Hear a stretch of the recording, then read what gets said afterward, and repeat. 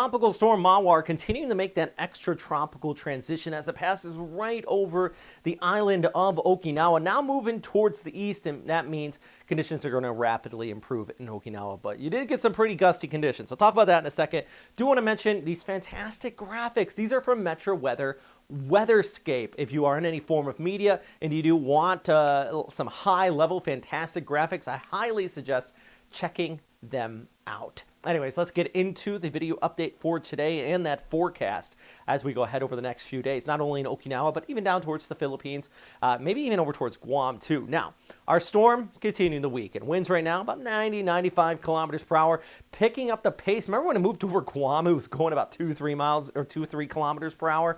Now it's at 20, and it's going to pick up to 30, 40. The jet stream is hooking this guy, going to kick it towards the north and east. But max winds were reported out here, in Ishigaki, Miyako, Jima, upwards of 59 to 58 knots. Then our center of circulation got closer to Okinawa, and you had 57 knots there in Naha. Actually, at Kadena, proper way to pronounce it, by the way, you had a 57 knot wind gust there as well. And excuse me, in southeastern Okinawa, 59 knots. And you can see the photo there, of course. Our trampoline warning. I always put it out ahead of these storms, and it's part joke, part, yeah, this is pretty serious. It seems like every single storm, we get a flying trampoline out here in Okinawa. The main reason is because Americans, I'm an American, so, I know this. We love our trampolines, but on an island like Okinawa, it's just, unless you tie it down, take it apart ahead of these storms, it's going to go flying. I saw 3 separate instances on the base there of flying trampolines here just from this storm, and I've seen it every storm. It's an interesting fact.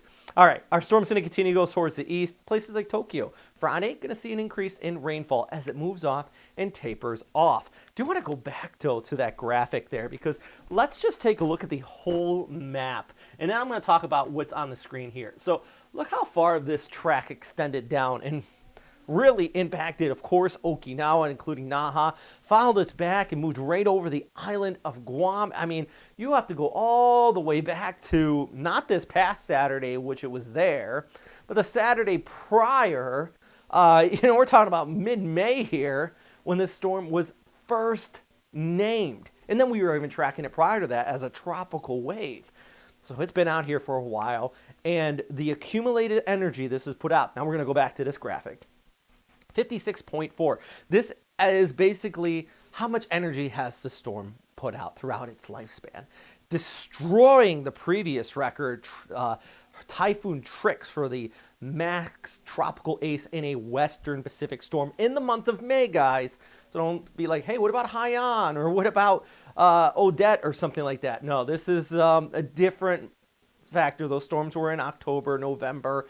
This is in just the month of May, and that prolonged period, boy, just shows maybe this, despite the El Nino turning on, which usually decreases tropical systems, we could have a busy season ahead. As this pulls away, we still have that monsoonal flow continuing to impact the Philippines. Western areas still going to see showers, but the intensity of that flow is going to back off. But just still see that troughing right in there. Going to see those continued showers. And look at this guy. That is another invest area out there just near Guam. And unfortunately, or fortunately, Guam is still seeing additional showers for the next few days. I say unfortunately because they're still recovering, but fortunately because they do have a water crisis going on there. Until they get the water, all that back up and running, it is going to be a problem. But long-range guidance does show this area pushing towards the north. I would give it a low to medium chance for possible development out here.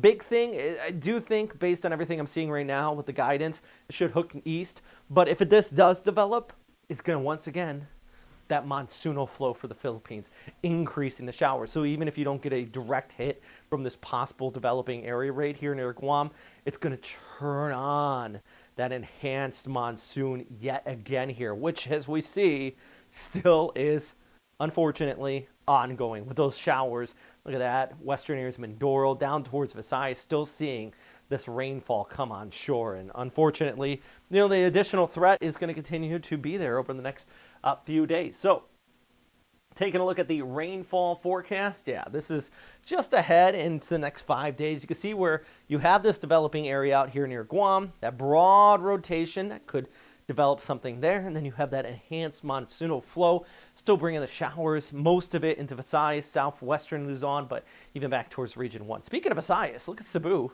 Yeah, oh boy. If the wet season or the southwest monsoon is not officially on yet, I think we can declare it in our own little personal world, guys, because it's going to rain every single day out here in Visayas, Cebu area, if not in the morning, into the afternoon, through the evening at the very least.